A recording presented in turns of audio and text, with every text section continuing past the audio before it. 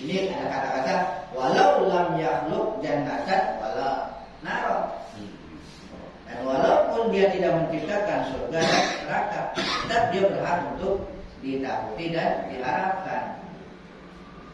Karena mencari keridhoannya di wajhi, untuk wajahnya, mencari wajahnya, mencari keridhoannya. Ma'alaikum min ata'ihi wa iqabihi. Ma'alaikum min ata'ihi wa iqabihi. Tidak ada atas kamu min ata'ihi, dari pemberiannya, wa iqabihi, dan juga siksaannya. Ta'atuhu, taat kepadanya, bimtisali amrihi, dalam mematuhi perintahnya, perintahnya dilaksanakan. Wal intihai an-nahihi, dan berhenti dari larangan. Mentaati perintah, menjauhi larangan. Wasabru ma'aqdarihi, dan sabar atas takdir. Itu diulang-ulang lagi sebagai pondasi. Perintahnya, kerjakan perintahnya, jauhi larangannya, sabar atas takdir, dan redha terhadap qada. Itu diulang-ulang sebagai pokok dasar. Tubu ilaih, bertobatlah kepadanya. Abku baina yadayhi, menangislah di hadapannya. Zallu lahu, kerahkan, serahkan kepadanya, dengannya, baginya, untuknya. Bidumu'i ayunikum, dengan air mata, air mata kamu. Wa qulubukum, dan hati-hati kamu. Al-buka'u ibadah, menangis itu juga ibadah.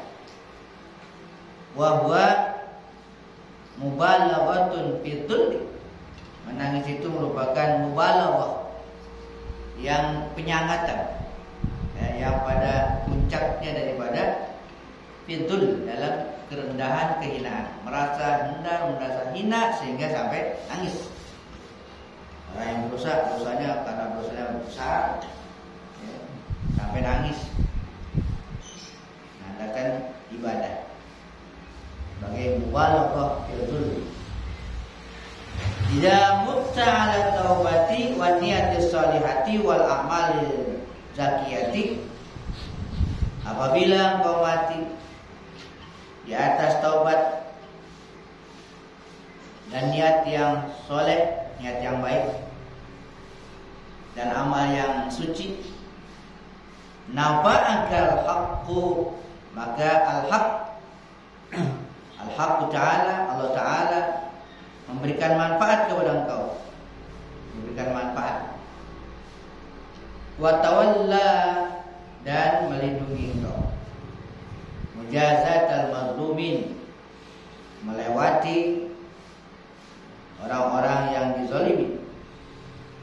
Lianna laisa sama, karena tidak ada di sana madazharu rahmatahu wa rafatahu, orang yang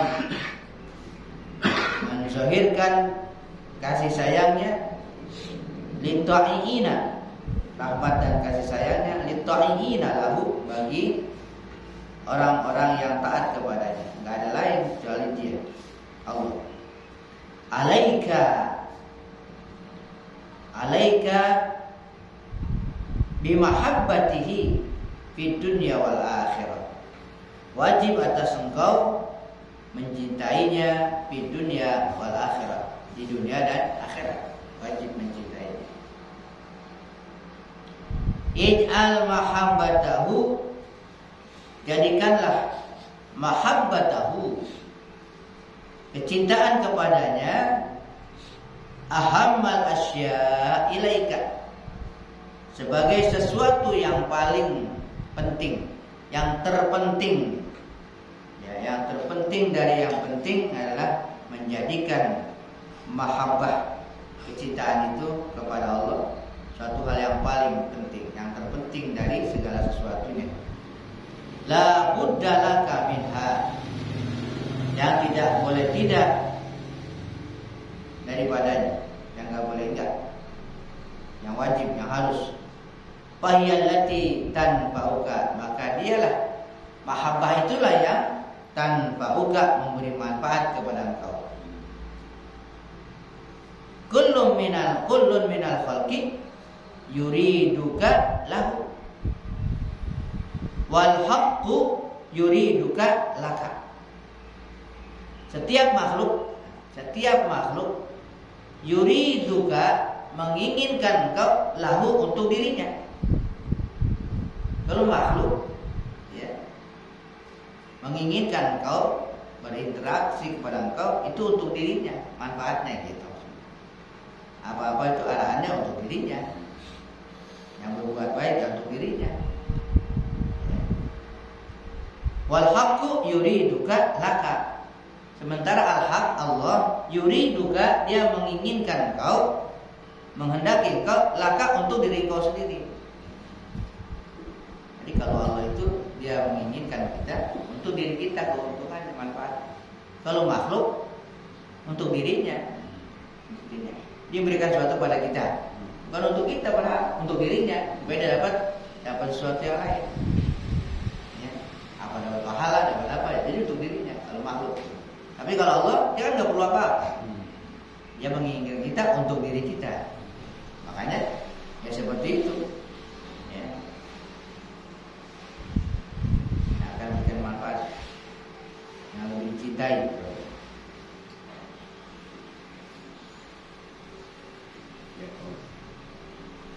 Yakub, ya, Fibra, atau dulu.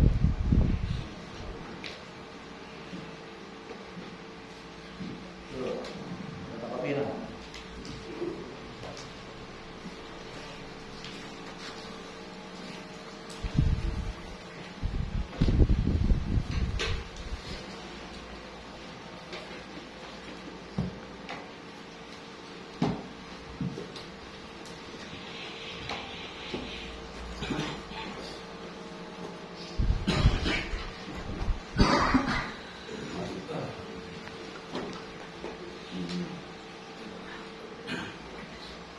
Bismillahirrahmanirrahim.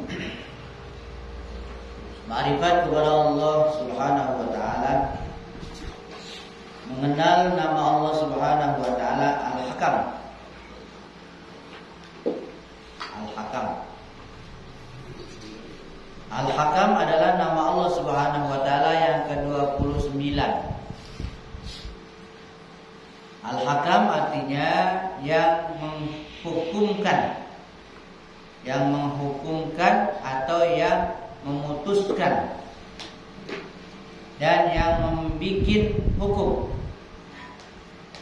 atau undang-undang. Dalam kata lain, dialah Allah Subhanahu wa taala dengan namanya Al-Hakam yang menetapkan segala sesuatu, dibikin hukum, diterapkan, dan segala sesuatu itu Al-Hakam. Seorang yang ingin meneladani nama Allah Subhanahu wa taala Al-Hakam, kalau ingin meneladani nama Allah Al-Hakam yang memutuskan, yang menghakimkan, maka tidak boleh tidak artinya harus, dirinya harus memiliki 9. Kalau meneladani Allah, nama Allah, memiliki 9 macam sifat, sebagaimana disyaratkan dalam urutan nama-nama Allah, sebagaimana disyaratkan dalam urutan nama-nama Allah Subhanahu wa taala dari Al-Hakam.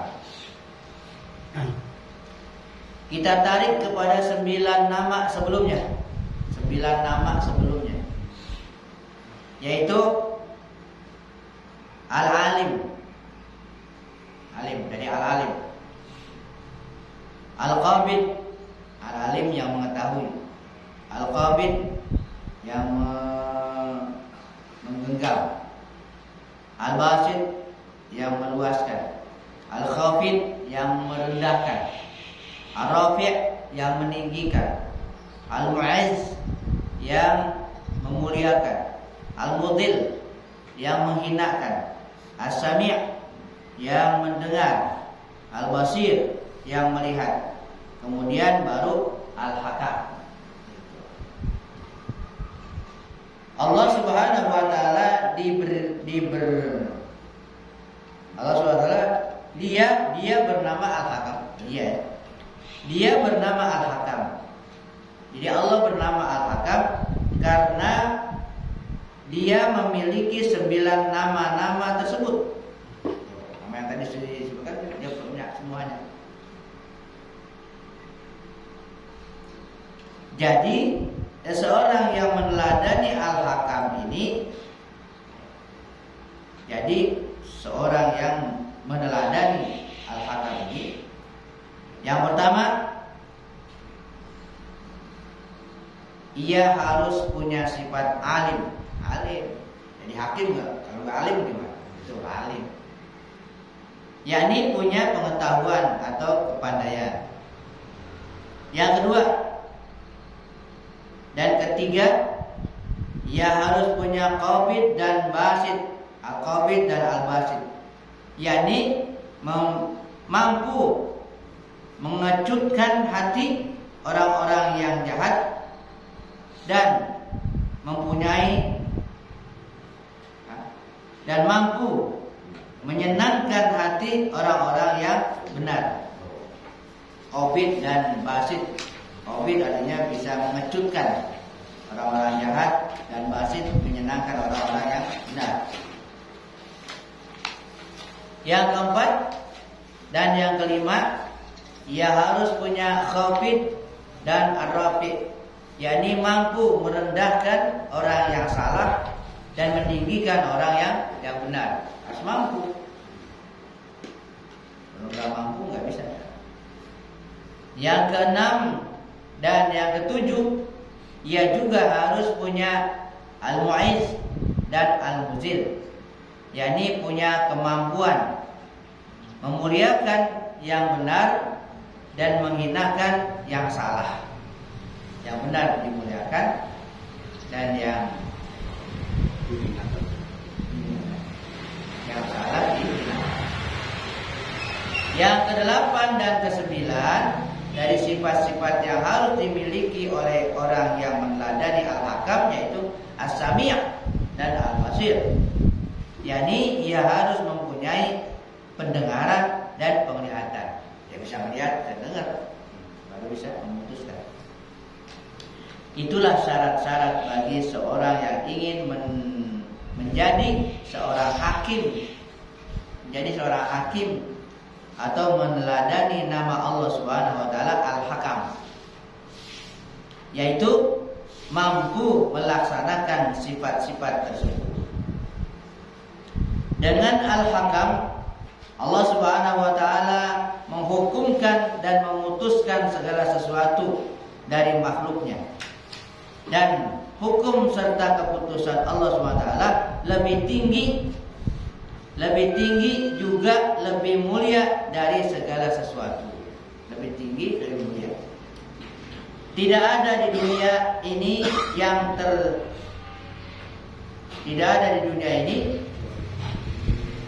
terkecuali dari ketentuan hukum-hukum dan ketetapan Allah Subhanahu wa taala.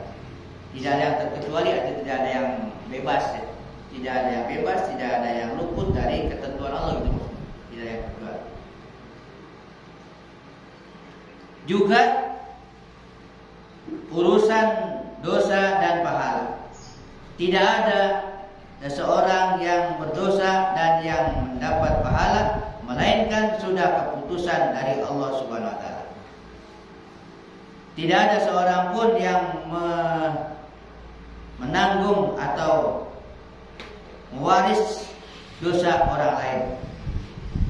Tidak ada seorang yang mewaris atau mendapat pahala milik orang lain. Dosa dan pahala adalah hasil dari perbuatan seorang itu sendiri, dan ini sudah ketetapan Allah Subhanahu wa taala. Firman Allah Subhanahu wa taala, wa allaisa lil insani illa ma sa'a. Artinya dan tidak bagi seorang manusia pun dari amalnya kecuali yang telah diperbuatnya. Jikalau kita mencintai orang-orang yang berbuat kebaikan dan mendapatkan pahala, maka itu pun juga hasil dari usahanya sendiri. Atau kita suka kepada orang yang berbuat zalim dan ridho dengan kezalimannya, dan kita mendapatkan dosa, itu pun juga hasil dari usahanya, bukan pahala dan dosa orang yang berpindah kepadanya. Bukan berpindah, memang dia berbuat. Artinya apabila seorang berbuat atau menanam, maka ia sendiri yang akan menuainya. Kalaupun ada yang mendapatkan pahala tanpa ada seorang itu memperbuat kebaikan, seperti orang yang digibah atau digunjing, ia akan mendapatkan pahala orang yang menggibahnya, walaupun ini bukan hasil dari perbuatannya, tetapi ada sebab, yaitu ia dizalimi oleh si penggibah. Itu. Kalau orang gibah dia dapat pahala, sekalipun dia nggak berbuat apa-apa, tapi dia termasuk orang yang dizalimin, jadi dapat pahala. Begitu juga dosa orang yang digibah bisa berpindah kepada si penggibah jika kebaikannya tidak cukup untuk membayar kezalimannya. Ini juga dikarenakan ada sebab yang diperbuatnya. Ada sebab. Dosanya pahalanya pindah pada orang lain, ada sebab. Sebabnya ya itu tadi, dia menggibah. Jadi segala sesuatunya nggak ada yang begitu tidak ada sebab apa-apa dapat itu, ada sebabnya. Kemudian jika ada hadis-hadis yang zahirnya menunjukkan ada dosa-dosa warisan, maka itu mesti ditakwilkan maknanya. Kalau ada hadis katanya itu dosa warisan, artinya dosa yang diwariskan itu hadisnya harus ditakwil. Ditakwil artinya digeserkan, jangan dimaknai seperti itu. Seperti hadis yang menyatakan bahwa waladuz zina finnar. Waladuz zina finnar. Artinya anak yang hasil dari perbuatan zina masuk neraka.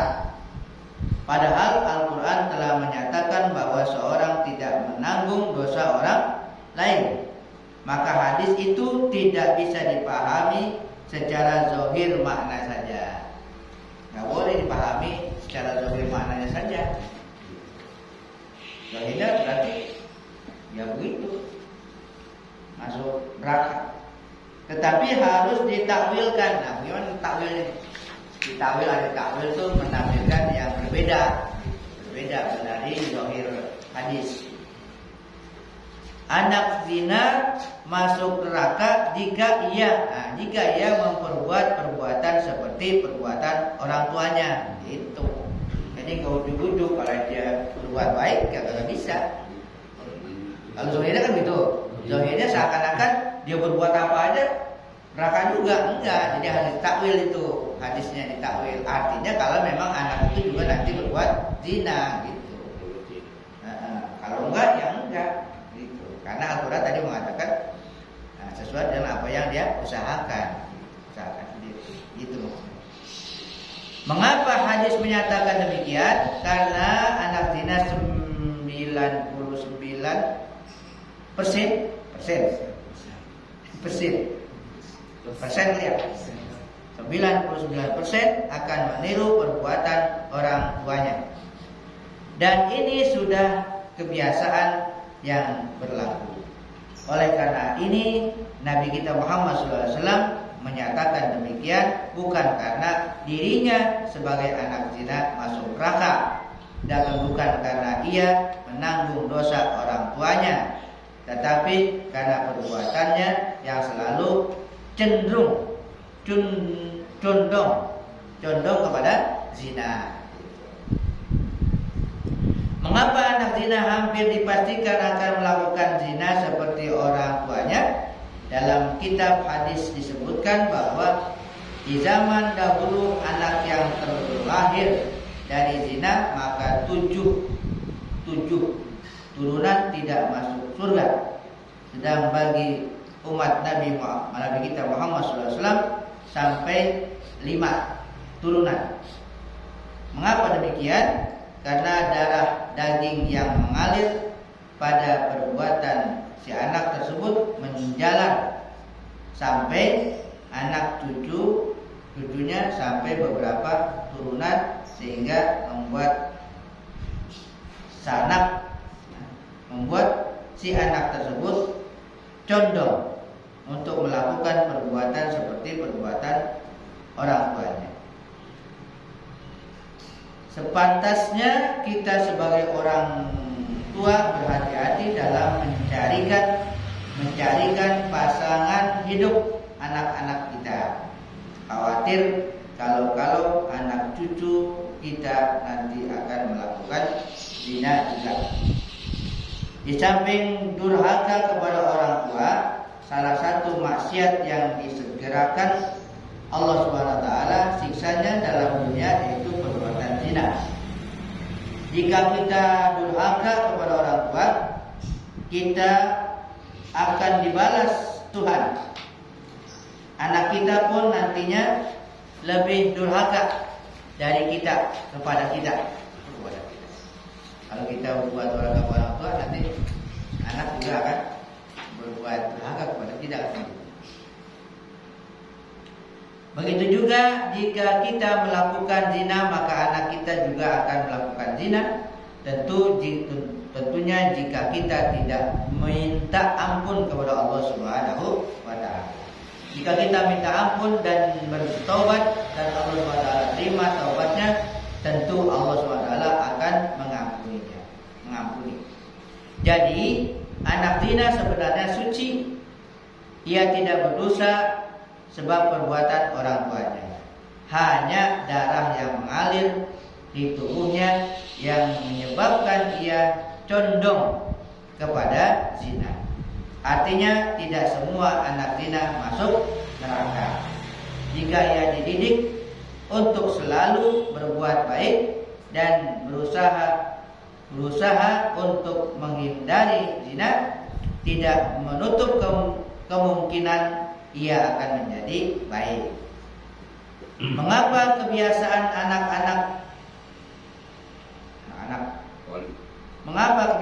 anak-anak wali dan orang soleh masuk surga? Bukan karena ia anak wali, tetapi karena pendidikan dan doa mereka yang makbul untuk anak-anaknya, sehingga anak mereka pun diberi petunjuk kepada kebaikan. Jadi di antara keputusan yang sudah ditetapkan Allah SWT bahwa seseorang tidak dibalas kecuali dengan apa yang telah ia berbuat, dan setengahnya lagi dari ketetapan Allah SWT, wa anna sa'yahu saufa yura. Artinya, dan bahwasanya perbuatan seseorang itu selagi akan diperlihatkan oleh Allah Subhanahu wa taala. Selagi saufa nanti kan.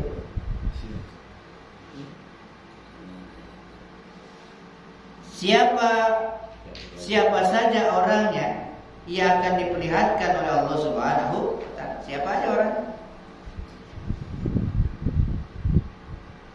Segala amalnya.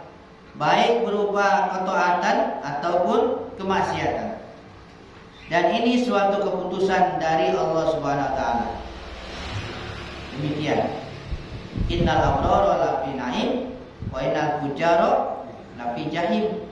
Artinya bahwasanya bagi orang-orang yang berbuat kebaikan akan masuk surga, dan bagi orang-orang yang berbuat kejahatan akan masuk neraka.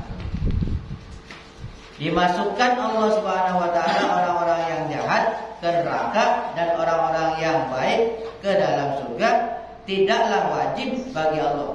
Tidak wajib. Tidak wajib bagi Allah melakukannya, melainkan hanya karena anugerah dan keadilannya.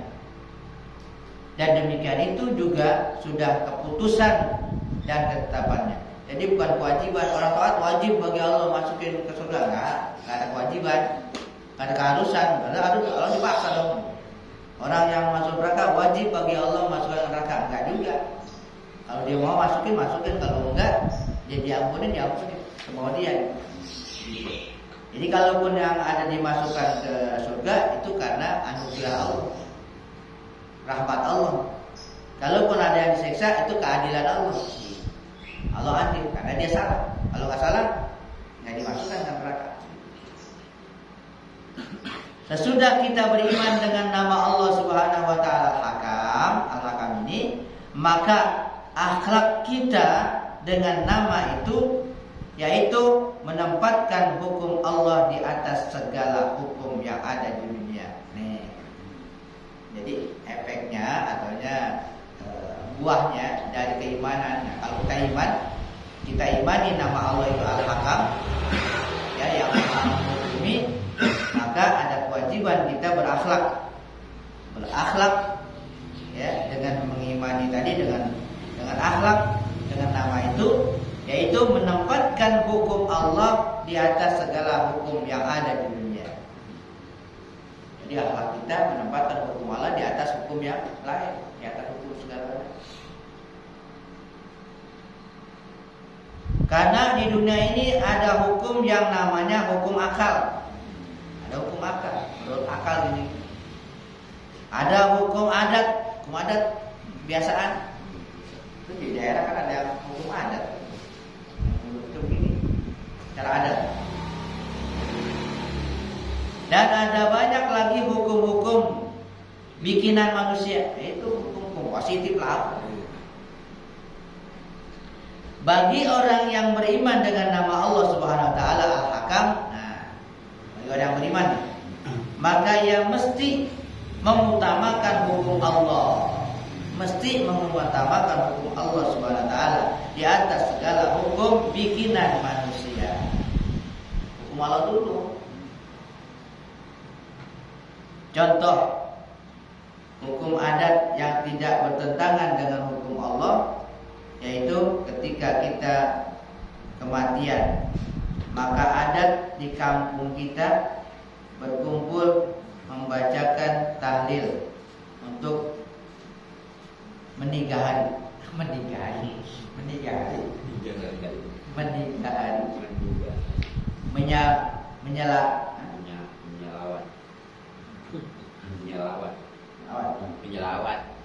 Menyelawat artinya lagi. menyalawi.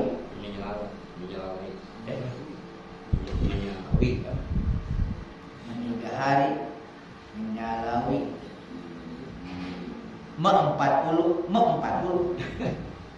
40 sampai mahaul. Haul. 2 hari kata ini. Menyalawi. Bahasa itu Selawi. Bahasa kalau Jawa Selawi. Itu Selawi, iya menyalawi. Menuju hari berarti. Dia kan hampir sama ada bahasa Jawa. Jadi menyalawi menuju hari. Kan habis 3 nih. Meninggal hari. Ya, menuju hari. Karena ada 40 nih. 40 hari sampai mahaul. Menyalawi menuju hari. 100 kali. Itu adat ya. Nah, itu kan adatnya. Karena tidak bertentangan dengan hukum Allah SWT, maka boleh saja. Itu kan ada tuh 3 hari, 2 hari, adatnya biasaan.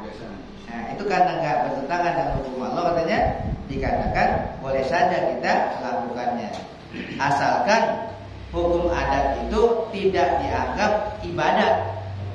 Hukum adat tidak dianggap ibadat yang pasti dilakukan dan dipaksakan melaksanakannya. Asalkan hukum itu jangan dijadikan ibadat. Wah, wajib ini mesti 3 hari mesti. Nah, itu kebiasaan adat. Boleh dilaksanakan, jangan dijadikan sebagai ibadah. Jadi masih mau nggak mau itu adat kebiasaan. Kalau dijadikan ibadat lain lagi kita. Jadi itu yang dikatakan bid'ah ada tuh, kalau dijadikan sebagai ibadat, satu keharusan itu harus, kalau nggak itu. Adat bermaaf-maafan di hari raya memang dianjurkan juga dalam agama, tetapi teradatnya bersalaman antara laki-laki dengan perempuan yang bukan mahram, maka harus kita hindari karena bertentangan dengan hukum Allah SWT. Ada juga kan, itu kalau bertentangan ternyata harus dihindari. Jika kita tidak memakai hukum Allah SWT, apabila kita berhadapan dengan dua hukum, maka kita tidak terlepas dari 3. Kalau kita enggak memakai hukum Allah nih, kalau kita enggak memakai hukum Allah di antara 2 hukum tuh, kita enggak pakai hukum Allah, maka kita tidak terlepas dari 3 keadaan. Karena kita menyampingkan hukum Allah SWT. Ada kalanya kita jadi fasik, bisa zalim, dan bisa juga menjadi kafir. Nah, itu yang didialogkan. Wa man lam yahkum, kalau orang tidak menghukum dengan hukum Allah, bahwa zalimun, fasikun, kafir. Jadi kalau di hadapan 2 hukum Allah dan hukum yang lain, nah, kita nggak pakai hukum Allah tuh, katanya kita tidak terlepas dari 3 keadaan. Ya, bisa jadi fasik, kalau nggak fasik zalim, kalau nggak zalim kafir. Gitu. Seperti hukum potong tangan bagi seorang pencuri, itu adalah hukum Allah SWT. Apabila kita menganggap hukum Allah Subhanahu wa ta'ala terlalu kejam dan tidak baik, lebih baik hukum manusia, maka kita bisa keluar dari agama Islam atau kafir. Kalau katakan kejam tuh, potong tangan, dipakai hukum manusia aja dah. Itu kalau anggapannya begitu, akidahnya begitu, jadi kafir. Tetapi kalau kita yakin bahwa hukum Allah adalah yang terbaik, terbaik dia, cuman nih situasinya kan gitu kan. Negara kita bukan negara Islam kan gitu bapaknya kan. Tetapi kita tidak menghukumkannya lantaran tidak sampai hati, menjatuhkan hukuman itu, maka kita sudah fasik. Enggak tega itu dipotong tangannya, kayak hukum yang lain aja dah. Penjara, fasik. Demikian juga hukum-hukum lainnya, seperti hukum faraid atau pembagian harta warisan. Kita haram membagi warisan dengan tidak merujuk kepada hukum Allah SWT. Sedangkan apabila kita menganggap hukum Allah SWT tidak adil dan lebih baik hukum yang lain, maka kita jadi kafir. Wah, ini nggak adil nih, masa perempuan 1 laki-laki 2 gitu kan? Kalau ngomong itu, kalau ngomong nggak adil bisa jadi kafir tuh. Kalau mau dibagi rata, bagi rata, tapi itu dibenerin dulu. Hukum yang benar begini, laki-laki 2 kali perempuan. Tapi kalau mau dibagi rata sesuai dengan musyawarah, ya boleh-boleh aja begitu. Tapi hukumnya jangan dikatakan gak adil. Mau dikatakan gak adil, kafir begitu. Masalah kalau dibagi rata mau diane sesuai dengan kesepakatan kan gitu, boleh-boleh aja. Tapi hukum tetap dijelasin dulu. Hukumnya begini yang sebenarnya hukum Allah yang harus diyakini. Nah, karena udah musyawarah dan sebagainya, yang ini nerima kan gitu kan? Ya udah dah kan gitu. Dibagi rata kan gitu. Itu bukan karena hukumnya, karena tenggang rasa di antara ahli waris. Tapi hukumnya tetap hukum Allah ya. Nah, yang sebenarnya kalau mengatakan kagak adil, mesti bagi rata, nah itu jadi kafir itu.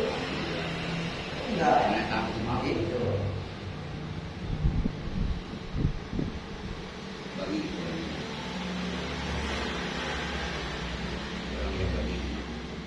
Mana? bagi orang yang beriman terakhir.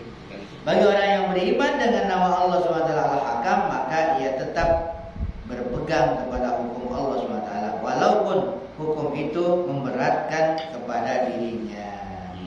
Wallahu a'lam bishawab. Di akhir.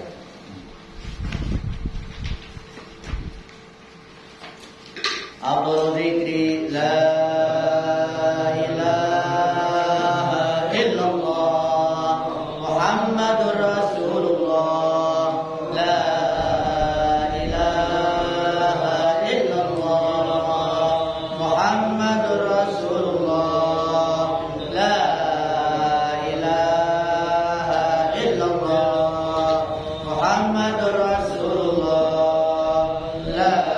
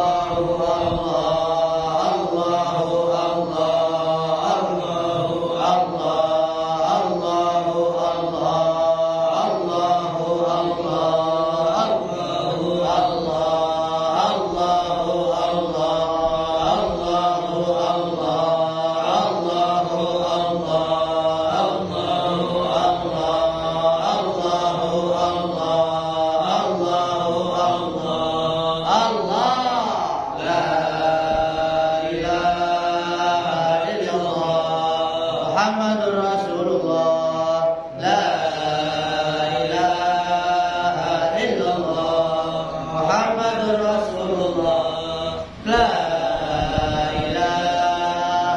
illallah Muhammadur Rasulullah la ilaha illallah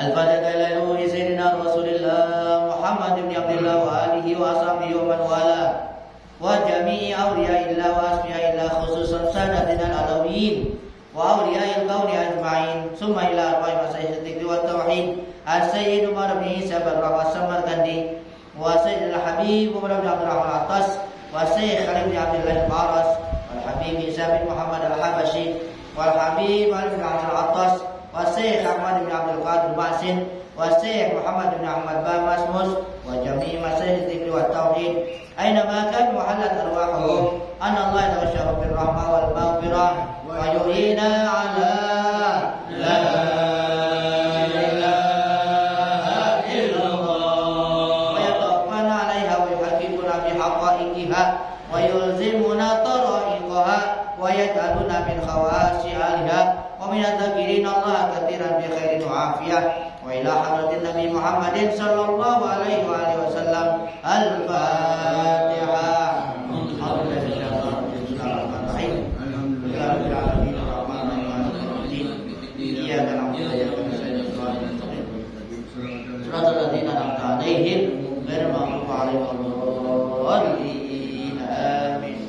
Bismillahirrahmanirrahim. Alhamdulillah. ذي الغرور والورد في الأمور وحبابة العبور وصلاة الله دواما وسلامه تماما على من يهدي إماما والأنبياء ختاما وعلى الآل الكرام والصحب كالنجوم في قدوة المرام للعلم والأحلام يا ربنا اعترفنا بأننا اقترفنا وإننا أسرفنا وعلى لظى أسرفنا فتب علينا توبة تغسل كل حوبة واستر لنا الأوراد وآمن الرواد واغفر لوالدينا ربي ومولودينا والأهل والإخوان وسائر الخلان وكل ذي محبة أو غيرة أو صوبة والمسلمين أجمع آمين ربي أسمع فضلا وجودا منا لا باتسام منا بالمصطفى الرسول أحظى بكل سور صلى وسلم ربي عليه عند الحمد والآل والصحب إلى تقصص والحمد لله بالبدء والتناهي الفاتحة